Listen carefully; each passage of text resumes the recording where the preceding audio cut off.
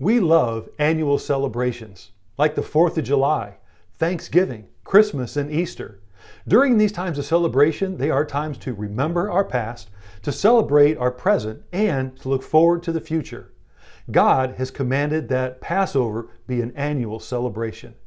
Welcome to the Word for 2021. Today we are in Exodus chapter 13. Annually, the Israelites were to commemorate the day that God brought them out of Egypt. And in the first 16 verses of this chapter, God tells them exactly how they're supposed to celebrate it. They are to commemorate this day by doing 5 things. Number 1, set apart the firstborn. Give the first fruits back to God because God says they belong to me. Second, they are to take part in the Feast of Unleavened Bread. For 7 days they are to eat bread without yeast in it. The third thing is they are to testify.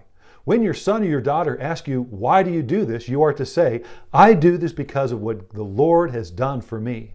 The fourth thing you are to do is to sacrifice or redeem the firstborn. You're giving back to God. And then the fifth thing is to testify. When your children ask you, why do we do this? You are to say, this is why I sacrifice to the Lord the firstborn. So the 5 things that we are to do is to set apart, take part, testify, sacrifice, and testify. I want you to notice that God is expecting the parents to be able to tell the story, to give a testimony. They are to tell what God has done for them. They're to share with their children their personal experience with God. Not only that, they're to tell why they honor the Lord. They are to share their personal expressions of faith. Not only then, but today, we need to do the exact same thing. As parents or grandparents, we need to tell what God has done for us, and we need to tell people why we honor God. Now, when children are brought to the church to be dedicated, and I meet with them as a pastor, I always ask them a number of questions. And one of the questions is, tell me about your personal relationship with God. Why? Because children learn more what is caught than what is taught. They need to see our relationship. They need to know that it's real by the way that we live our lives. Actually, that's the only way they'll know that our relationship with God is real, by seeing it played out before them. In Malachi chapter 2, verse 15, this is what the prophet said. Has not the Lord made them one? Talking about husbands and wives and why God brought them together. He says, in flesh and spirit, they are His. And why one? Because God is seeking godly offspring. Why does God bring a husband and a wife together? Because godly offspring is the result that He's looking for. How does that happen? Don't expect someone else to do our job. Don't leave it up to the pastor or to the Sunday school teacher. Don't just bring your children to church.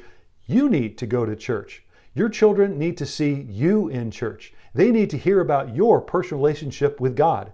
They need to see Jesus in you. They need to hear about your faith. And that's exactly what God was telling the Israelites, that it was the parents' responsibility. What do you think that conversation might have been like? It could have been something like this. Dad, Mom, why do we eat unleavened bread for 7 days? And their answer, because I was once a slave, but with a mighty hand, God delivered me from slavery and set me free. Mom, Dad, why do we give our firstborn back to God? I gladly give back to God would be the answer, because God has blessed me and given me everything that I have. I would have nothing without Him. He is worthy, and so I give back to Him. That was then. What would a conversation sound like today? Mom, Dad, why do we go to church? Why do we follow God? Because I was once a slave to sin, but because of God's grace and His mercy, He had His Son Jesus die in my place. He forgave me of my sin and He set me free. Mom, Dad, why do we tithe? Why do we give God our first fruits? I gladly give back to God because I would have nothing without Him. In fact, everything I have belongs to God. Therefore, I give out of love, out of obedience, and out of faith. Why? Because God is faithful and He is worthy, and I trust Him.